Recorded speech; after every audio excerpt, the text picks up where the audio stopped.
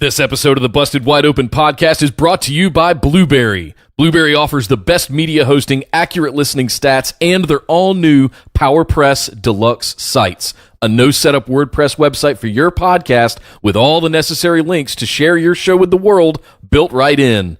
If you currently produce a podcast and are looking for a better host, or if you're looking to start a new one from scratch, head over to orbitaljigsaw.com/BWO and sign up for the best media hosting and a PowerPress Deluxe site to get your first month absolutely free. That's orbitaljigsaw.com/BWO, or just use the promo code BWO at checkout for your first month absolutely free. And now, enjoy the show. This is the IWGP Junior Heavyweight Champion Will Ospreay, and you are listening to Busted Wide Open. Thank you.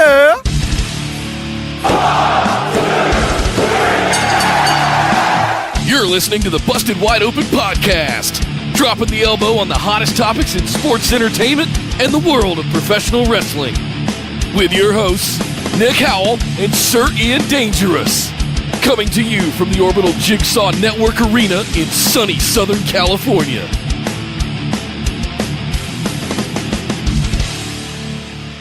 Welcome back to the Busted Wide Open podcast, but if this is your first time joining the show, I'd like to welcome you to episode number 82, our Extreme Rules recap. I'm Nick Howell. Yes, and ready to eat some humble pie because the B team won. Oh boy. I am Sir Ian Dangerous. The prophecy! You got that one. I show up where it counts. You show up where it counts. WrestleMania, the B team. That's about it. That's right. Extreme Rules just happened. It was extremely something. It was. I can't say that it was a great show. It definitely had its moments. And then it had some really bad moments too. But it was an up and down show. It was the definition of like a B show. Yeah, it was. You know what I mean? A lot of B matches, and not all of that we can really attribute to WWE. It's not all their fault. Yeah, a good chunk of it, but some of it could be attributed to Pittsburgh. Some of it could be attributed to Pittsburgh. In fact, let's dive right in on that. Let's dive right in just with like a little kind of overview of the show before we get into the meat of the show. This was kind of also the definition of a dual branded show. You had a just crap ton of matches, like 10 matches. A ton of matches, and even though they're doing the shows now at 4 hours, 5 with pre-show, a lot of the matches felt very short. Yeah, they felt like Raw and SmackDown matches because they did not have a lot of time to get anywhere with these matches, and I'm wondering if that's a good thing because some of them I liked the brevity, and other ones I was just like, that's it. That's all you're going to give me.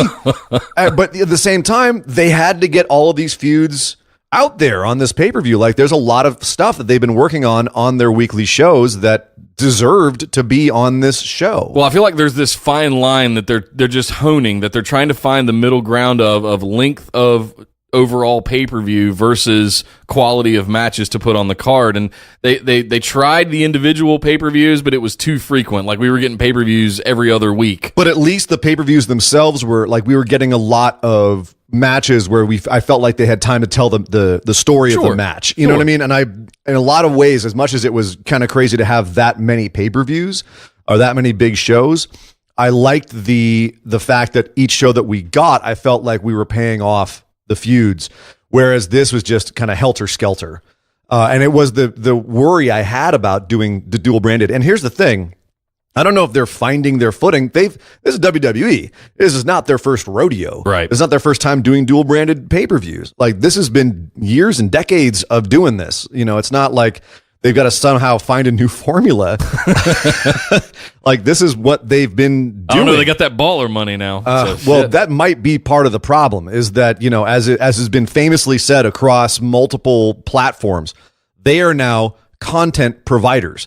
They're not wrestling promoters. And so they're not looking at giving us good, quote, wrestling matches necessarily. They're looking at giving us moments that are going to pop up on social media and things that they can then put in bite form out into the world of the ether. Multimedia content. Yeah. So they don't have to give us a big, long 30-minute epic match, although they did on this show.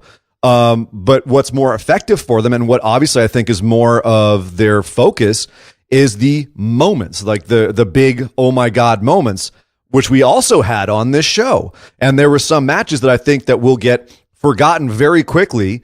And instead, all we'll remember is that one thing that happened. And maybe with some of these matches, that's for the best. Maybe. Yeah, there were several of those remembrance of that one thing that happened across several of these matches throughout the night. And that was kind of my takeaway. It wasn't until I got your notes today that I went back and went, oh, yeah, that happened. Right. Oh, yeah, that happened. Oh, yeah, that happened. And because I remember, it's almost like the things that they want you to remember are what you remember. The other thing I'll say about this real quick is, I don't know if it was me, having a Sunday at the pool drinking or having a big spaghetti and meatballs dinner, but it took me 3 times of rewinding and going back and watching because I kept nodding off during the thing, and I don't want to fault the show for that as much as that's you, dude. As my day that I had. It was a great Sunday. No bones about it. I mean, let's look at what you just said. Right. I'm drinking in the pool. It's 100 degrees in Los Angeles, and I eat a big spaghetti dinner. Yes. I'm going to blame your lifestyle and not the show there. Oh, come on. Although I'm not going to lie, there was a couple of points when I'm sitting watching this show too, and I was relaxed on my couch, had a beer. There was a couple of points when I definitely found myself being lulled, being lulled into a nice sense of security. But that being said, overall, I think that just taking a step back and looking at the show, I mean, it's not backlash from this year. You know what I mean? Like this was actually a decent show overall.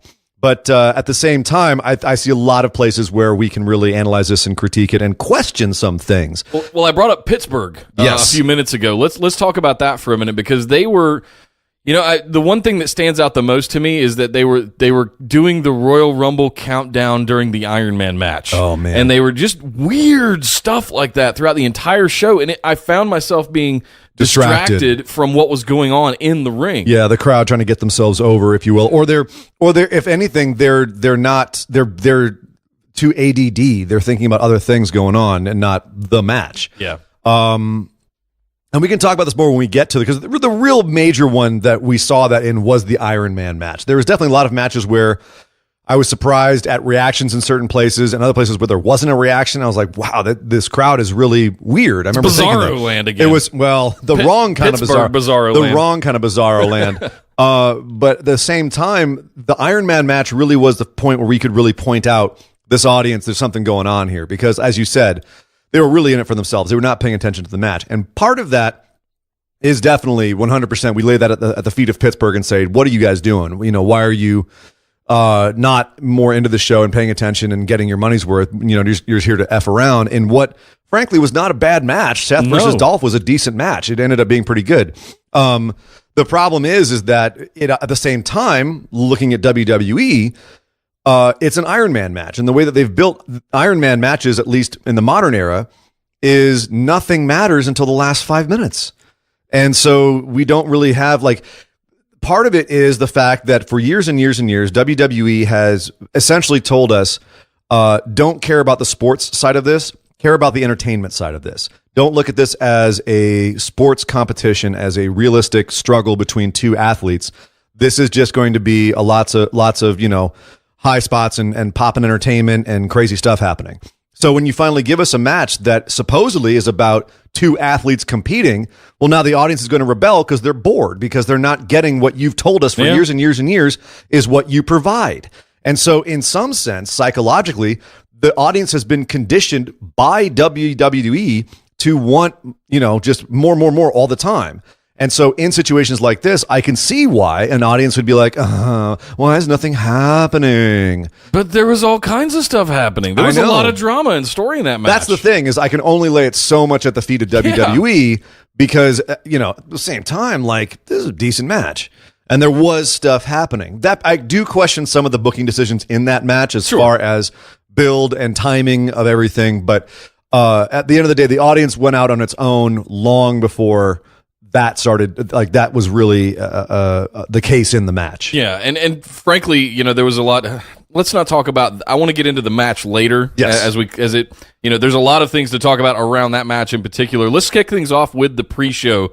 We had a match against Andrade Cien Almas facing off against Sin Cara. Yes, a rematch from last SmackDown. Yeah, I was going to say this felt like a TV match, but at the same time, It was almost match of the night. It was really good. Well, it was really good, but so was their match on SmackDown. Like, these guys have great chemistry. They work really well together. It was a very basic match to make Cien Almas look like what he's supposed to be, which, basically is a heel that has a manager that will cheat for him and help him when he's a guy who can finish matches on his own, but he's got a manager as well.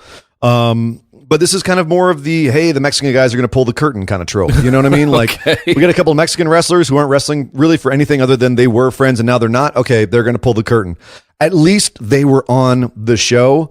But Cien Almas, if you know anything about him, should not be pulling a curtain. No. And hopefully this is just a way to get him out in front of people. I mean, here's the thing.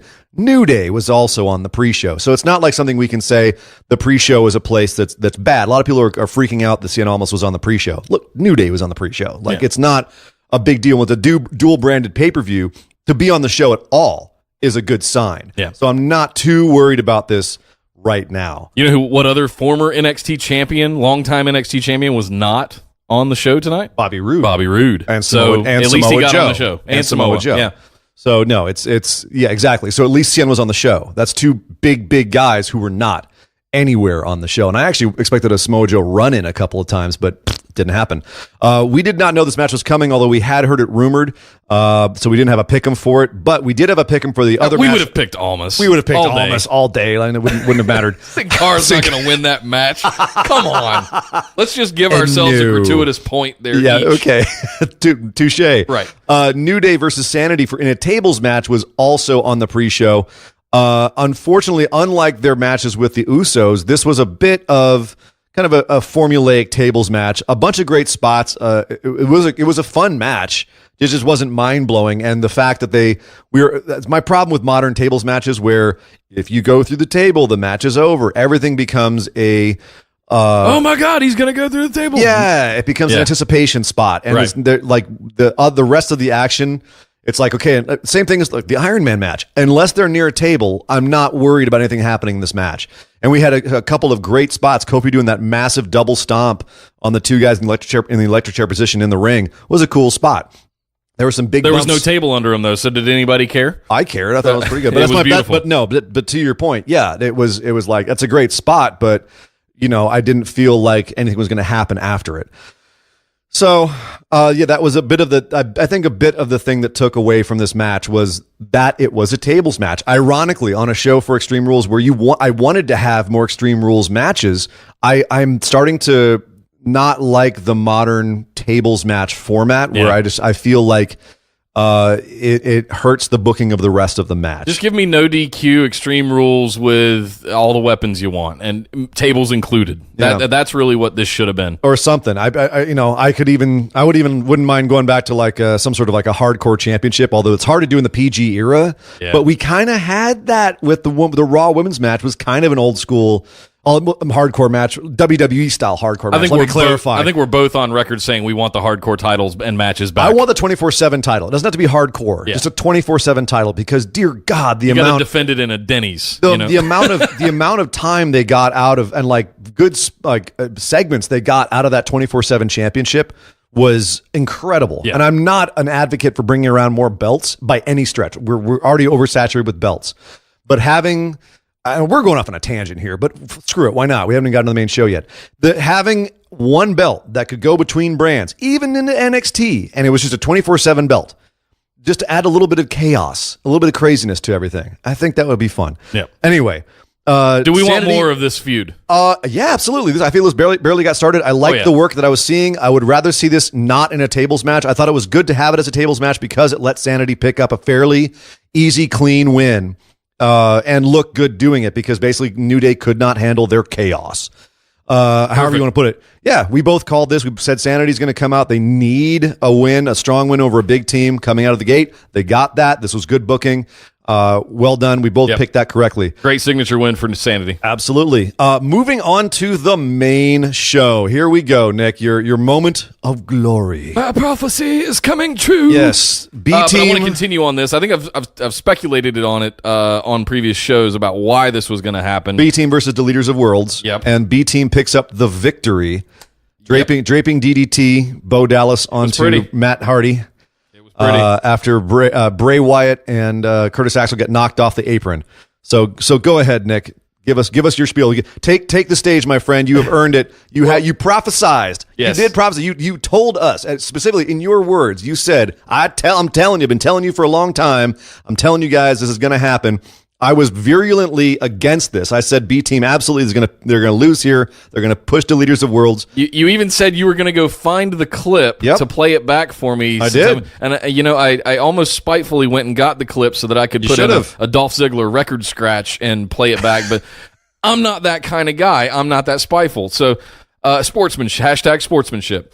So anyway, here's what's going to happen. AOP is going to show up tonight on Monday Night Raw and just absolutely destroy them. And I think we're going to end up leading to, because the whole prophecy around this that I had is that this is the thing that we've been waiting for months and months and months.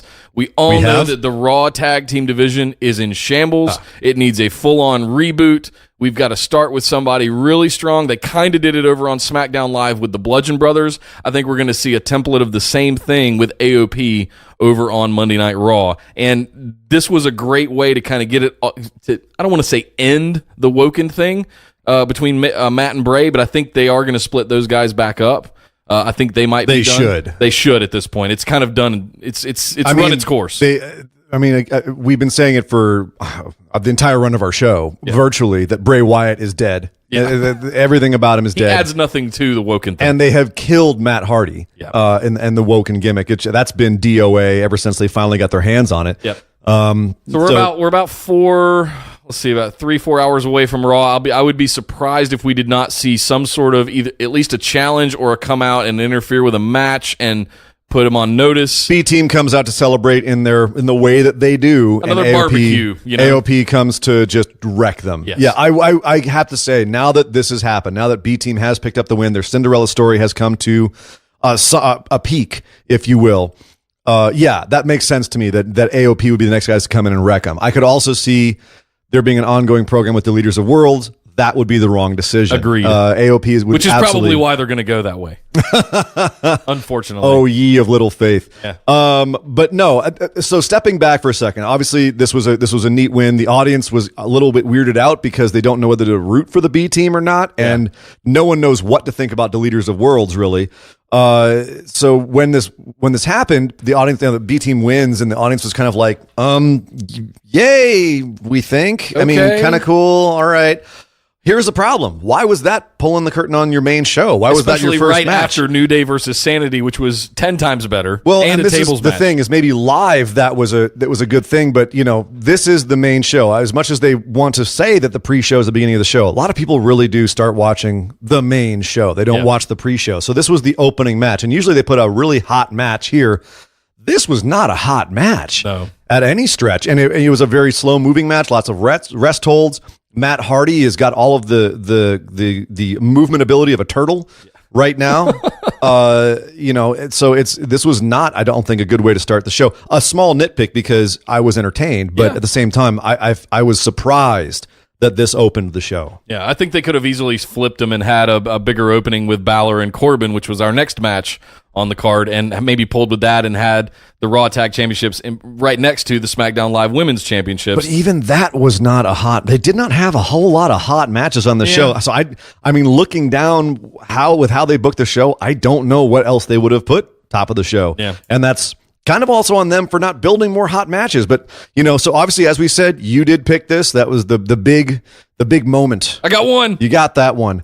But Finn Balor, Baron Corbin was next. And this should not have pulled the curtain either because it was just a match. It was a little guy fighting a big guy and overcoming him with a small package roll-up. He countered the End of Days into a roll-up.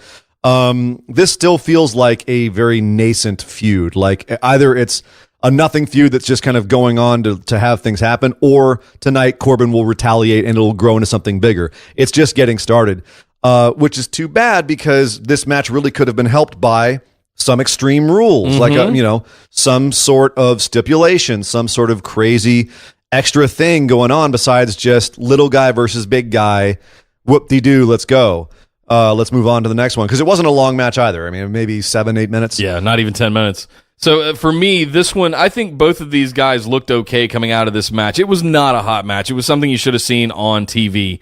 But at the really end of the felt day, like a TV match. It really felt like a TV match, and I don't fault either of the two guys. I like the quick roll up on the big bad when you dodge his big finishing move that is still booked very strong. So if he had landed that end of days, it would have been hard for Finn to have kicked out of that and not had Corbin win. But I like the way that they did the roll up here. Finn looks good coming out of it. He gets a sneaky win over. Yeah, I don't know if I could say that he looks good coming out of it, largely because, once again... He got a win finally. He got a win finally. That was definitely good, but it didn't look like it looked like he had to sneak out the win. Yeah. You know what I mean? It didn't look like, oh yeah, I can handle this guy. He didn't look like an ex-Universal Champion.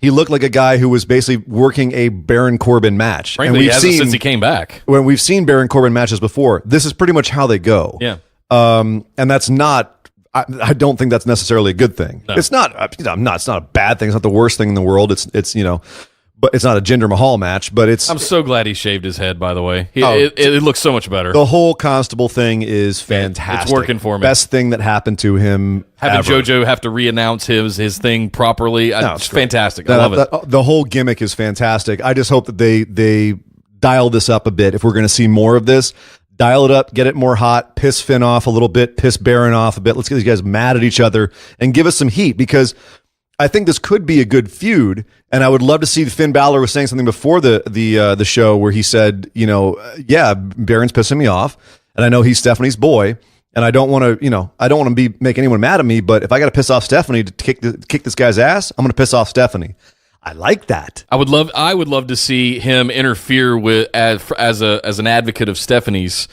In all of Finn's matches. So if Finn has a match tonight, have him come in and make it a handicap match or add some kind of stipulation or something just to tweak at Finn a little bit. I think that would build the feud. Yeah, because I'm not really a fan of having, authority figures be big parts of the show, but when a wrestler is also partially an authority figure, I don't mind that as much because he's a wrestler. He's not just, authority figure there to get himself over. He can come in and mess with somebody else, and then you can see this authority figure get his ass kicked like we did here. They just need to establish that dynamic a little bit more strongly, is my point. Exactly. Which shouldn't, it wouldn't take a lot to do. I think it's very doable. So I picked Corbin here. You picked Finn Balor. You take the point on the small package roll-up. My boy Finn finally getting one in the win column. But now we got to go talk about one of what I'm going to call the garbage matches on the show, because this match was garbage. Carmella versus Asuka with James Ellsworth in a shark cage. Unsurprisingly, James Ellsworth does escape the shark cage because apparently everyone who works for WWE are a bunch of morons and did not frisk him for the can of mace, the chain, the big heavy iron chain, or the lock picking set, all of which he had hidden in his sweatshirt that had just, the one pocket in the front. No one decided to look at that. Good job, Mike Chioda, clearing the ring. There was like 6 dudes getting him into this cage, and obviously we found out why there were 6 dudes getting this cage, because at some point he does get out of the cage, tries to escape, but then gets hung upside down by one of the silly scarves he has tied around his ankles because he was trying to look cool. Obviously, if you looked closely, you could see that wasn't really a silly scarf. It was a harness. That all these stunt harness he was tied to. He was hanging upside down here because he screwed up. He was hanging upside down over the ring from the shark cage, and his shirt comes up, and you see this nice big harness attached to his stomach, and the announcers are playing it off like it's Spanx, which I thought was funny. Well played. Yeah, but at the same time, he's very obviously in a harness falling from this thing. And then Carmella's outside, and Asuka just starts teeing off on him like a piñata. That was fun. But then Carmella comes back in, uses the distraction to bounce Asuka's head off of the cage and pick up the 1, 2, 3. The only good part about this match was Asuka, when all of the guys got in, tried to help Ellsworth while he's hanging upside down, all of the staff guys tried to get in. She beat the crap out of them, sent them out of the ring, continued to beat up Ellsworth. After the match, beat the absolute piss out of Ellsworth, and a whole bunch of more of the tech guys try to get in the ring. So Asuka does look still like a killer. And she got her music played. She stood tall there at the end, and it's even after the match. Sure. I think I ended up texting you. Here's my exact text. I'm going to read it. It blows my mind they're doing this to Asuka. Yeah. And that's really what I want to talk about here, is because you had someone coming up that had one of the longest reigns in WWE history as a champion, and this is the kind. And granted, what I have to look at on the pros and cons is she's in women's championship matches. Yes. She's at the top of the card. Yes. Okay. For how long? I don't know, but is this what we're going to do with the woman that set those records and shattered everything and set the bar? It's relieving to see how strongly she was booked, except for the loss. But the thing is again, short-term memory, this is just going to be 2 losses to Carmella in 2 pay-per-views in a few months. We're not going to see we all go the all the way back to WrestleMania and Charlotte lost. the screwy finishes. This is, there's something going wrong with Asuka's career right now. Yeah. If you look at this from a kayfabe standpoint, and it's all to get Carmella over. The problem is Carmella is not getting over the way they want her to get over. People are getting the go away heat with her. It's not the kind of good heel heat that you want, because it's not coming across as her being a really devious heel so much as her opponents are being stupid and she's just getting lucky, and she's not portraying the kind of charismatic arrogance that's going to get her over as the kind of heel that they're booking her to be. Right. She's coming across basically as bumbling her way into a bunch of successes, and that's not going to last very long. It's irritating and not in the right way. Agreed. And especially in the modern days of smarkiness, we don't look at this and say, "Wow, what a great heel! That's a hilarious win." Like we will be talking about in the next match. This is the kind of win where we see someone like Asuka made to look like a fool, essentially, and not through no fault of her own. We're sitting here going, the booking is making her look like a fool. She's not actually a fool. Everyone in this match looked bad. And I actually respect Carmella a lot. I like her a lot on the mic. But this is kind of the gender experiment of 2018. Yeah, that's a great way to put it. Is the Carmella experiment, where she does not have a whole lot of tools in ring. Although I think if you really put the sticks to it, she might be a better wrestler than Jinder, and she's 100 times better on the mic than he is. I still think that this is sacrificing some of your bigger stars' legitimacy to try and get over someone who it's like a heel who doesn't really feel legitimate, and you don't really want to see them beaten other than to just get them off of your TV. Yeah. So I worry about where they're going with all this. Hopefully this is leading us to a Becky Lynch win at SummerSlam or a redemption win for Asuka at SummerSlam. I'm hoping it's the latter of those two, but I think we've got a Becky program coming later this year, but I don't want to see Asuka written off at this point. No. And condemned back down if Becky and Charlotte do come back and begin to take things back over going into the second half of the year. Sideline Asuka, and that would suck. Oh man, that would be terrible. There's enough talented women on the sidelines on SmackDown right now with nothing to do. Yeah. Whether it's Naomi or the Iconics or to some extent Becky, where she's been for the last year or two. But yes, I did say Carmella would pick this one up. I had flighty aspirations that we were going to move forward with Asuka, but nope, doesn't look like it. No, sir. I was sadly realistic about this, but we got to move forward and talk about the U.S. Championship match in quotations. This is how you do heel work. Yes. Nakamura. As much as we have bitched and complained about the overuse of the Kinshasa, You have. I love it. I thought Because I'm an inner 12-year-old. Well, yes, but I also was mad that the entire AJ Styles Nakamura feud will be boiled down to Dick punches. to dick punches. Yeah. That irritates me. But this was cool because it happened so quickly. They're getting set up in the ring. Nakamura versus Jeff Hardy. Jeff Hardy's got really cool face paint on. I love that he's going back to that gimmick. He says it's kind of an homage to the Ultimate Warrior and that sort of thing. And I'm like, dude, you're way better than the Ultimate Warrior when it comes to face paint. Just bring his old music back. His face paint is incredible. Yeah. But while the ref's setting up, he has his back turned. Nakamura runs over and gives Jeff a gigantic Kinshasa, and then just beautifully, kind of innocently walks away, taking off his like he's getting ready for the match. And the ref turns around like, "What the hell?" Jeff's crumpled on the floor, and Nakamura just innocently like, "What? I'm just getting ready for the match." That was glorious. Heel Nakamura is just delicious. I love him. And then Jeff, writes himself enough to say he wants the match, and then boom, Kinshasa, 1, 2, 3, 6 second win for Nakamura. He is your new U.S. champion. Yeah. Through brilliant heel tactics. This night and day between Carmella the heel and Nakamura the heel. Nakamura is, I mean, they keep referring to him as the artist, and it's one of those things I hated when he first came up. This was a work of art in terms of a heel squash match to take a title. But that's not all. But we weren't done. No. I thought that was going to be it, and that was it. Surprise. Hashtag out of nowhere. Out of nowhere. Randy Orton returns, and Nakamura very quickly scuttles out of the ring, goes and stands on one of the announce desks while Randy gets in the ring, looks like he's going to help up Jeff Hardy, but then does some Randy Orton things and stomps the crap out of Jeff Hardy's poor crotch.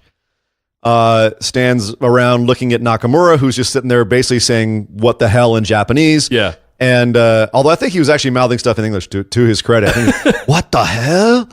Randy Orton walks away. So yeah. Randy Orton heel turn, or was that Randy Orton just doing Randy Orton things? This is old school Randy Orton doing old Randy Orton things that I have missed for many, many years. And I'm glad to see this Randy Orton coming back, just kind of almost being this mercenary renegade that just doesn't give an F about anything that anybody puts him into. I don't know why they don't do this more often. It worked for Stone Cold. Yes. Right? Yes. It worked for him. Like he would stunner fan favorites week in and week out, and people would love him for it. Like, you don't have to have this, a guy who just always is helping out the faces, even if it doesn't help his, it's not right for his character. Yeah. You know what I mean? Like, but here's the thing. So Randy's back, maybe going into a program with Nakamura. We have a rematch, Jeff Hardy Nakamura on Tuesday. Well, Jeff's going out he's got some kind of injury, his shoulder stuff, his right? back is screwed up. He's got numbness in his fingers.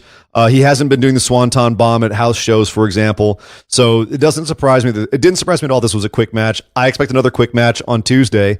And then Jeff Hardy's going to go away for a while, and we'll probably settle into possibly a Randy Orton Nakamura. It wouldn't surprise me. I think a lot of people are calling Randy Orton to be heel right now, and I'm like, nah, dude, I think that's just Randy Orton things, and he's going to be the face against Nakamura. Yep. Nakamura already holds a win over him on TV, so I'm curious to see what they do as far as this feud. I remember at the time, I think it was last September or so. Yeah, thereabouts. In the midst of the gender stuff that was going on between them. It was right when there was a Randy and Shinsuke there was a program in there. Shinsuke and Cena match they gave away on TV, and then a Shinsuke and Randy match they gave away on TV, and both of them we were like, what are you doing? Yeah, morons. But now that we've gotten a little bit away from that, I could see them building to a program and trying to make it sound extremely epic. I'm very curious to see what they do with that. But again, Nakamura, your new U.S. champion, and I love it. Yeah, we both picked that one as well. It was kind of a no-brainer, but well, you had to give Nakamura the belt at this point. Yeah. With If you gave him another loss and a title opportunity, you might as well just call the Undertaker and have him bury him. He's lost to Jinder, he's lost to AJ, he's done. Yep. So he had to pick this up, and he picked it up super strong. So that was another great booking decision in this pay-per-view, which will be a theme, by the way. They've had a bunch of good booking decisions, I thought. Yeah. Moving on to the cage match. Kevin Owens and Braun Strowman in a cage, inexplicably in a cage. Kevin Owens being bullied by Braun over the last few weeks. For some reason, the monster just doesn't like him, and so has decided to make Kevin his personal punching bag, and has been just beating him up ever since just before Money in the Bank. Yeah. And then all through the Money in the Bank match, and then ever since has been just finding him and flipping his cars and tossing him off stages in porta potties. And because what you do when you're being bullied is you go to an authority figure and say, hey, this bully is beating me up and I need some help. I'm appealing to the authority figure for justice. Well, in this case, the authority figure goes and puts you in a cage match with said monster so that the monster can beat you up even more.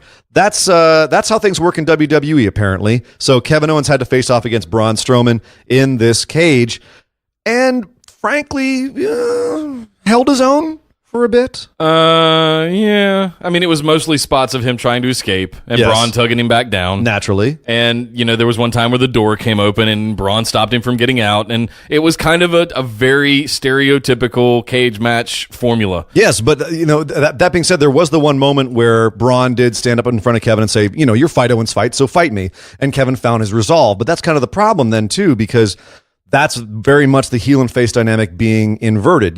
Kevin is the littler guy who's finding his will to fight against the much bigger guy. It was kind of like Braun's a heel now. But that in that moment, it felt that way. Even though he was instigating Kevin to try and fight. I don't know if they had I'm trying to think of how they could have changed the dynamic with what they had already established with this feud, so that it was something where Braun was trying to bring out something in Kevin Owens, some sort of heroism or bravery or whatever. You know what I mean? Like there was a point to it beyond just Braun smash.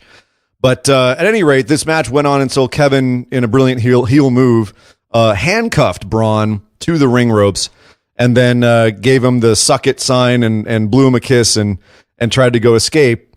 Braun, of course, being the monster, snapped the handcuffs and went right after him. And then, in easily, far and away, what was the spot of the night was Braun Strowman, by the way, terrifyingly quickly getting up on top of that cage, grabbing Kevin Owens by the neck and hucking him off the top of the cage onto the announce table.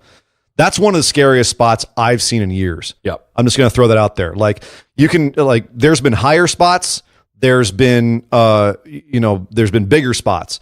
But if you look at where Kevin was and Braun was, and the fact that Kevin he was no look. Kevin didn't look like he was even looking where he was going unless it was in his peripheral, because he was looking straight ahead.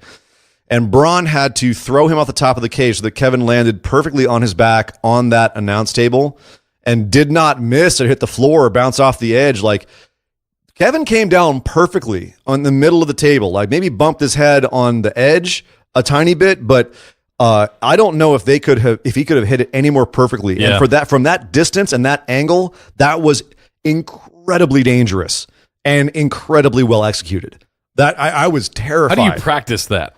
I don't think you do. That's my point, is that, there's no way to prepare or practice for that. So you got to get it right, or someone's going to be really seriously injured. I went back and watched it 3 or 4 times just to see like how they executed it.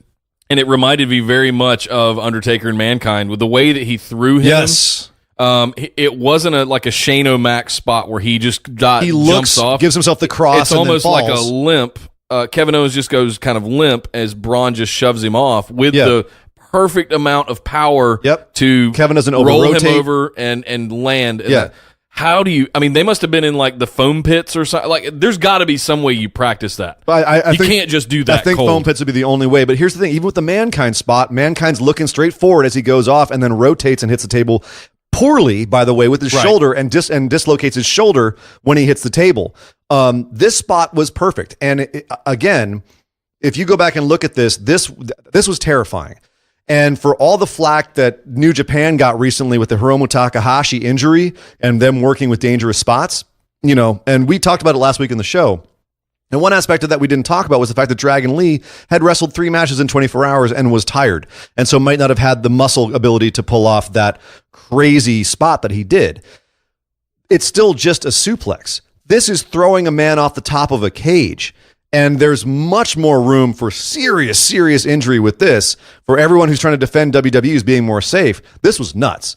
But props to both these guys for making this as safe as it possibly could be by perfect execution. Yeah. But what a hell, we can get into the minutiae of it. Let's step back and just say, holy crap, what a spot. Oh my God, jumped up and down. Definitely the spot of the night. And another big moment that you're going to see in a whole bunch of Braun Strowman and or Kevin Owens highlight reels further on in their careers. Yeah, absolutely. Well, hey, next up we had the real quick, I just want to say that I did call this match. I did say Kevin Owens was winning by escaping the cage. He did escape it. Yeah, he did escape that's it. Questionable though. He won the match. He won the match by his feet touching the floor. His feet technically touched the floor he was first. Thrown off the cage. He didn't escape the cage. And escape is escape, Nick. Okay. Well, hey, let's move on and talk about the SmackDown Live Championship match between the Bludgeon Brothers and Team Hell No, which I actually, I was 50-50 on this. I thought they might, as much as they were putting them over, they had Team Hell No on the banner of Extreme Rules on the network and just all the ad spots and everything building and building and building. I actually thought they might put them on Team Hell No as a nostalgia send-off. You were right about the B team. You were not right about Team Hell No. Yeah. This one was it was too much of Kane. Just is not going to be working the schedule. He's going to go become mayor. He's going to become mayor at this point. Like, it's almost a shoo-in. So it does kind of negate the Kane send-off theory, though, because the story of this was that the Bludgeon Brothers attacked Kane and Daniel before the match, broke Kane's ankle, so Daniel had to wrestle half this match in a handicap match, Which is fine. It's the Daniel Bryan things, right? He's the underdog. He's always facing a bunch of bigger opponents, and his plucky grit will get him there. Yep. And he held his own. That was the weird thing. Both members of the Bludgeon Brothers and Daniel Bryan are down outside the ring. Daniel's holding his own. And then Kane comes out with the boot on his broken ankle to come out and, quote, save the day. Daniel Bryan didn't look like he was needing saving at that moment. That was the weird thing about the booking. He actually could have pulled it off. It looked like he was pulling it off. That was my big issue with this match was why. I had so many questions. Like, why would you book this way? If you're going to have Kane come out for the save, have him come out for a save, not when Daniel Bryan looks like he's mostly got this under control. 1, 2. At the end of the match, Kane comes in, looks good, chokeslams people, finally gets taken down, makes it over to Daniel Bryan, who comes in and then gets pinned. Why do it that way? Why not have Kane heroically go out trying to save his friend and Daniel Bryan being held back? Something where Kane, or have Kane eat the pin regardless. Right. I mean, I understand if they want to have Daniel Bryan and the Bludgeon Brothers feuding going forward, and so now Daniel Bryan has a pinfall to try and recoup from them. But this made no sense. I mean, I can see there's a few more weeks before Kane will have to go away to be mayor. That's the early part of August. Right. So we have a couple more weeks. We could see some more come out of this. But with all that they've built up for this, with Kane trying to essentially redeem himself for being a psychopath to Daniel Bryan after Team Hell No broke up, there was a different story that could have been told in this match and told more cleanly and more clearly. This was just a bunch of nonsensical booking decisions. Is this the last we're going to see of Kane? Do you think he shows up Tuesday? I can't see them. I mean, well, here's the thing. They're now saying he's got a broken ankle. And here's the thing. He may legit have a bum ankle. Like, I'm hearing rumors that it may have been in some parts legit, and that's why they booked the match this way. But even so, you could have worked around it better than they did. I could see Kane showing up for one more send-off, but if this is how they're letting Kane go, and he's going to go be mayor for a few years, that's a crap way to let it go. Yeah. You know what I mean? I would have loved to see him come in, cost Daniel what he had built up, eat the pin like you said, and have that be his kind of at the Bludgeon Brothers walk off, and you play the Kane music. Maybe you give him pyro one last time, and he leaves the mask in the ring. It's a send off, kind of something like that. Well, even if you don't do that, worth it. Have him have a heroic send off where he sacrifices himself for Daniel Bryan and redeems himself. And then he's gone. Yeah. He's gone with the injury. Something. Drags him to hell through the ring or something. I don't even need to be that. Like, have him go off as a face. I mean, whatever. Yeah. Just something a little bit more, like tie the bow a little more. This just feels like it got thrown in the corner. So the Bludgeon Brothers pick up the win. Daniel Bryan takes the pin. You picked this one. Pick that one again. Hopefully. On a roll yes, here. Until the next match, which both of us called wrong. Bobby Lashley versus Roman Reigns. First of all, we also said this was going to main event because we were pessimistic.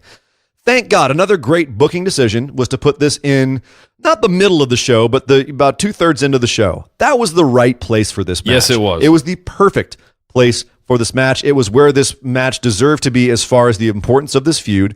It's where it deserved to be in terms of how, quote-unquote, hot or not this feud was. And frankly, I think that the fact that they put it here was one of the reasons why it was as well received as it was.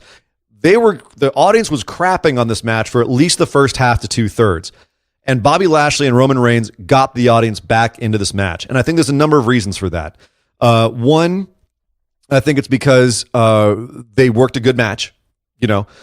Two, I think that Roman is better when he's working strong, when he's not the underdog. That's what got him over, was the big, strong dude who can kick people's butts. And those people have to fight back against him. And Roman definitely took it to Lashley for the first half of this match. Yeah. And when Lashley started fighting back and then they were going toe-to-toe, it was cool. And it worked because Lashley is believably a badass dude as well. So I thought both of those things and the placement on the card all helped to bring the audience back into this match, which they really wanted to crap on. And they were doing the typical Rusev Day beach ball chants at the beginning of this match. They were invested by the end. And the third thing that really helped this match was the correct person won. Bobby Lashley picks up the win with a out of nowhere spear. One spear. Countering Roman's. Roman was setting up for his spear. Lashley comes in and hits him with his. It was like a lull, Bobby wins. Yes. You know what I mean? Out of nowhere, Bobby picks up a 1, 2, 3. That I was shocked. Very shocked. Pleasantly shocked. Pleasantly surprised. Very much so. This was the right decision. Yeah. But neither of us picked it. Neither of us picked it because we were pessimistic. We've been conditioned. Right. And that's, I think, another reason why this was kind of a relief is now.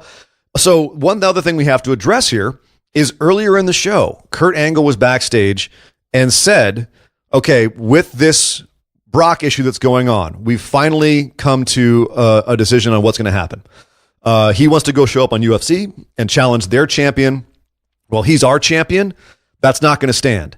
So Brock's going to show up on Raw, where he's going to give us tell us who he's going to face at SummerSlam, or we're going to strip him of the title. That got like the biggest pop of the night. I stood up and went, yes! It got the biggest pop in the arena. They should have, here's the thing. At first, my first instinct was to say they should have done this last week on Raw. They shouldn't have. This was the perfect place to say this, because you can't then have people wondering why the Roman and Lashley match was not a number one contendership match. Yeah.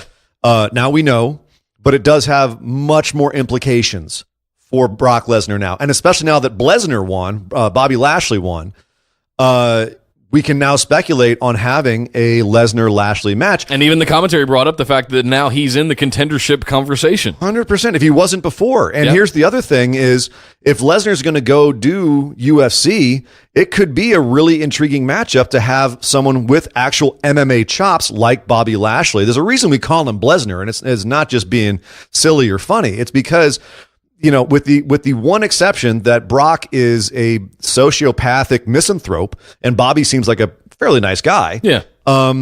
They're all but the same, except that, Bobby's African American and Brock is a jacked white boy, as he likes to say.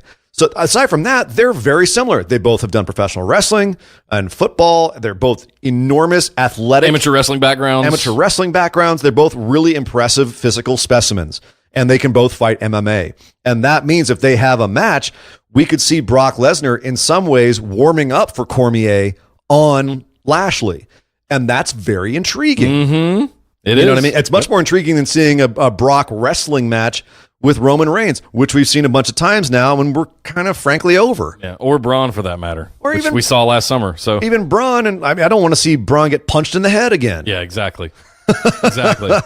So no, this is much more intriguing. The fact that they led in with, hey, Brock's coming back, or he's getting stripped. And either way, I'm fine. I could see either outcome there. We can talk more about the Brock possibilities on our regular show. Yep. Tune in this Thursday for that. There's lots to discuss there. But the bottom line is, whether they strip him, whether he comes in and defends against Lashley or Roman or both, now things are much more exciting when it comes to the Universal Championship. Let's see what happens tonight on Raw. See what happens if he shows up tonight on Raw. Speaking of Raw, we had the Women's Championship match with Alexa Bliss facing off and defending against Nia Jax in what is the only Extreme Rules match on your Extreme Rules pay-per-view, if I'm not mistaken. Pretty much. Well, unless you consider a cage match Extreme Rules or tables. Yeah. They weren't. Extreme Rules is like full on no DQ. And anything this was goes. A very limp version of a Extreme Rules match. It's just at one point a whole bunch of stuff from under the stage gets thrown out for Alexa to use on Nia, and Nia catches all of them as Alexa's trying to use them and throws them in the ring, and then they kind of half-assedly get used for a couple. Another match that was, by the way, garbage. This was another thing that I think we had called before. This was all about setting up Ronda Rousey and Alexa Bliss for SummerSlam. Absolutely. And that's what we're going to get for the next month. Ronda was in attendance in the crowd with her significant other, who I think you called out beautifully, allowed her to get whipped but with a kendo stick about 2 to 3 feet away from him. Come on, dude, sell. Welcome to wrestling. It was fantastic. Ronda jumps at one point. So everything breaks down. The evil women, Mickey and Alexa, are teaming up on Natalya for whatever reason to take her out of the match. And Ronda says, "I'm not having this anymore. That's it. I can't take this anymore. I was taking all I can get, and I can't take no more." So she jumps the barrier. The barricade, and which if anybody else did that, they'd be stormed by security. Let's be clear. I think this was mentioned by I think Corey was just going off on this for a while, but so she jumps it, gets involved, and was the most exciting part of the match. Yeah, the most excited I've been about Ronda Rousey yet. Yeah, I'll admit that. and she's kicking ass, and then ultimately goes after Mickie James, by the way, tosses Mickie all over the place, beats the crap out of her, and then takes 2 kendo stick shots in front of her, as you said, significant other Travis Brown, who, by the way, looks like a smaller, sicklier version of Braun Strowman. Yeah, if Braun Strowman went on some extreme diet and lost 100 pounds, yeah, it looked like Travis Brown. He's actually an MMA guy. He's a heavyweight MMA guy, so he can throw. Yep. But he just was standing there kind of with this, kind of glassy-eyed look on his face, like, my girlfriend's getting beaten up in front of me, and literally in front of him. And like, if you're gonna allow him in the arena, at least tell him about kayfabe. Yeah, hey, right. by the way, this is. I know it's a big haha play action thing, but play along, dude. You're on TV. What's next for this? Ronda gets beaten down.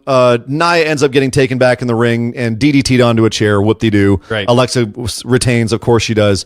Lol, Alexa wins. And yeah, this was I had a bunch of complaints about this and a bunch of nitpicks. This was just it was not well worked. It was not well thought out. Very lazy. It was very lazy from top to bottom. And I hated the fact that Mickie James got beaten up by Ronda Rousey all over the arena, like all over the ring, like just the crap kicked out of her. Totally no-sold it. Came right back, kendo sticks, helped Alexa out. Wasn't even limping. Wasn't selling anything. I hope she got yelled at for that because that was nonsense.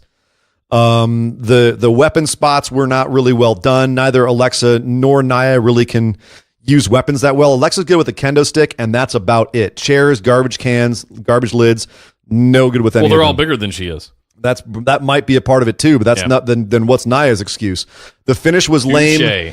The finish was lame, where it just came out of nowhere. Super predictable. This was the only good thing about this was the brief moment of Ronda Rousey looking like electricity.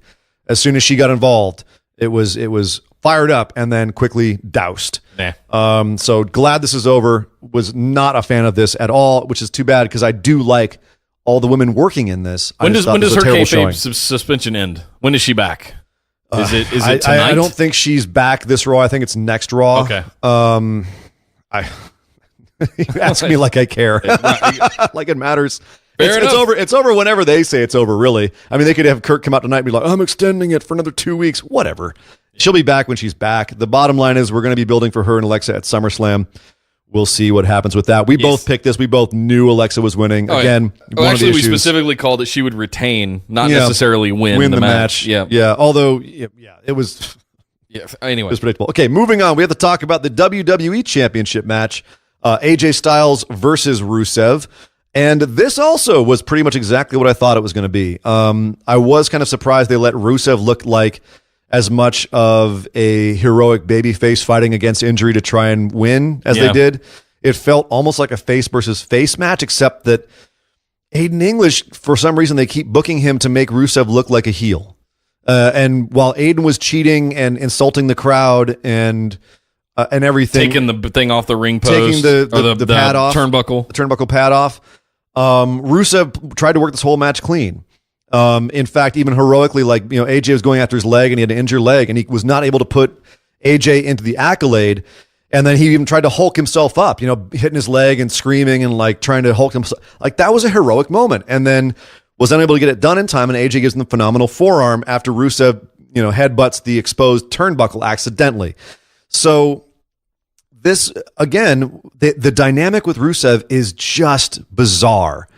And there's a whole bunch of aspects of this. It was a fine match. It was a decent match. Not a 4-star match or anything, but it was fine. Yeah. But part of that is because Rusev it's this so weird. The dynamic with him is just so weird and no one knows what to do about it. Do we cheer him? Do we boo him? What do you want from us? And nothing is AJ's fault here. He just goes out there and is phenomenal and leaves. That was all he did in this match. The real weird dynamic here was Rusev felt like a jumped up mid-carder who didn't have a defined personality beyond just it's Rusev Day and I'm kind of a good athlete, a super athlete, if you will. Yep. No, I saw a possibility here where they might do this with Rusev, but like you said, once Aiden started getting involved during the match, I was like, yeah, this isn't happening. It's unfortunate. I agree with you on Rusev. It's one of those things where we want him, as far as cheering or booing him, we want him to be, if he has gotten over with the crowd. The Rusev Day thing is still over. They're still using that almost in a meme kind of way to chant during other matches that he's not involved with. Well, it's become a protest chant. Yeah. Sure. So what we wanted was for him to get, even if it's only transitional for a number of weeks or a couple of months, let him have a moment. Let him have a small championship reign to move on to the next set of things. Well, I think they need to define him more. By killing him in this position, it's only just continued to just smush him down to the lower mid card. Well, he looked like I said, he looked like a mid carder who had a shot and did a good job at it, but just wasn't in AJ's league. Yeah. And partly because of his little crony messing him up. And I'm wondering if that's where we're going to go now. Is if we're going to address the fact that Aiden screwed him up, and then we're going to head into what looked like they were teasing about a month or so ago with Aiden and Rusev and Lana all having some friction within the Rusev Day group. That could be cool if they use this as a springboard for that. Yeah. But in the meantime, once again, the WWE Championship does not headline a co-branded pay-per-view, which it hasn't done in over 2 years. Not surprising because this didn't feel like a main event match. This felt like a transitional match for AJ, which it was. Yeah. It's another defense for his title. The real takeaway from this is where are we going to go next with Rusev? And where are we going to go next with AJ? Who's his next challenger? Who's actually going to be a legit contender who we believe might actually take it off of him? Because neither of us thought that Rusev was taking it off, and we both called for Styles here. Yep. Was not surprising when he won. I thought there was an outside chance they would put it on Rusev as just so AJ could go on a holiday for a month. Man, that was so outside. It's in the next town over. Oh, yeah. It was not. So now I think it's over. He's over 250 days, and I think they heard them tout he's the longest champion in 5 years. It's been a while. They used that specifically to get past the CM Punk number. Still such a long way to go if he's going to beat CM Punk. Oh yeah. So the rest of the year, almost. The rest of the year, and then some. Yep. So I think that's too long. They'll take it off of him before that. Finally, we have to get to the surprise main event of the evening. It's not too surprising when you consider it's an Iron Man match into 30 minutes. It makes sense to put it last because it would suck to have to follow this thing. Yeah. People would be exhausted. For the Intercontinental Championship, headlining a show in an Iron Man match between Dolph Ziggler and Seth Rollins. Dolph, of course, having Drew McIntyre ringside, which they won on Raw when McIntyre pinned Seth to be allowed to be ringside for this, and of course he got involved. Of course. Now I got to say off the back, right off the top, is I would love to have seen these two work a clean 30-minute, what do you call it, most falls match. Instead of the Iron... calling this an Iron Man was stupid. Yep, stupid. It's not an hour. It should have been for one thing. I forget what the name of it, the stipulation for most falls within a time period or something like that. I think they're using Iron Man for that now. Okay, it's more like a Bronze Man or Copper Man or whatever you want to call it. It's not an Iron Man. Aluminum foil man, right. Anyway, point is, I thought this was fine until McIntyre got involved. Really? I didn't like that. If you're going to give me an Iron Man match set up between two guys over who can pin each other the most, the outside factor negates all of that. That's a good point because I have heard people complain that these guys could have put on an all-time classic if they'd just been let alone in the ring to do their thing. And I do agree with that. However, given the fact that that's not the dynamic of this match, my problem with it was if you're going to have outside interference, that all should have been pushed back about 5 minutes. Right now, what they did was have 5 minutes of the two guys wrestling, and then Seth gets a surprise roll up on Dolph, and then it was just pinfall, interference, pinfall. And that all happened within 10 minutes. And then we had another 10 minutes of the guys wrestling again and a whole bunch of near falls. That was getting us too hot for this match too quick, and then giving us nothing for 10 minutes when we know the match isn't really going to mean anything to the last 5 minutes. It killed the match. It was actually a decision as far as the timing of this that, especially with the crowd not helping anything by being distracted and doing their own thing and going into business for themselves, it really hurt this match to have it set up that way. And, the fact that ultimately ended in a draw and Kurt had to restart the match, which was, great. Okay, good little bit of business there. But then instantly, Drew McIntyre comes back out, claymores or distracts Seth, and then Seth gets a zigzag from behind, and 1, 2, 3, Dolph wins officially. Wait, didn't Drew McIntyre get kicked out? He did, but he came back after they restarted the match. You know what I mean? Like he didn't get kicked out of the arena. He wasn't sent off. Banned from ringside for the match, though. Right. So now Kurt coming out and restarting the match just undoes all that? It all happened so quickly. He came out of the crowd. You know what I mean? But that's the point. It was interference, and it took away from we wanted to see, when we see quote Iron Man matches, we want to see some legitimacy, some wrestling technical skill stuff. Even these two guys would have been amazing for that. Perfect candidates for that. As we said, though, that wasn't what the Pittsburgh crowd wanted to see. It's what they haven't been conditioned to want to see anymore. But even with all of this extra kerfuffle, it didn't help. It didn't save this match because they didn't time the kerfuffle with the match properly. Fair. You know what I mean? And so there was a bunch of questionable booking decisions with this particular match, which is too bad because there was still some great moments in this match. And God, Ziggler is back on top after a god-awful 2017 and early 2018, and the way they were booking him over on SmackDown. Yeah. He's definitely back at the top of his game. The story of Ziggler's career, just massive ups, massive downs. But luckily, he is still, as he always has been, a legitimately amazing wrestler, and him working with Seth is just two guys at the top of their game. Where I saw this playing out towards the end, as you said, we were going to get pinfall, all that stuff. I saw somehow McIntyre interfering with that, but Seth still overcoming it to get the championship back, which would lead into a program with McIntyre.